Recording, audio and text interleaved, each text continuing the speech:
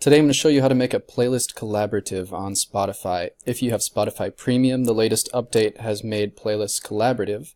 So you and a friend or multiple friends can work on a playlist together and administer it and add songs to it. So from your Spotify window here, you want to go to the playlist that you want to make collaborative. Click on the More tab here. Check Collaborative Playlist. So the playlist is now collaborative, but you still have to choose someone to collaborate with. So you'd want to click More again, go to the bottom, and you can share in many different ways.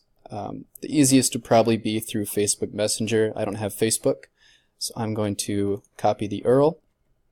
Once you copy the URL, it's really up to you how you send it. I'm going to send it through email here. So I'll paste it, and then send it who I want to make collaborative with.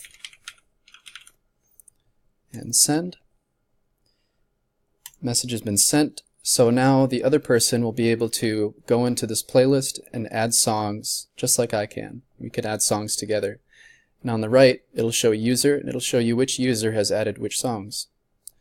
So I hope you enjoyed this tutorial, and I hope you can enjoy making playlists with your friends now.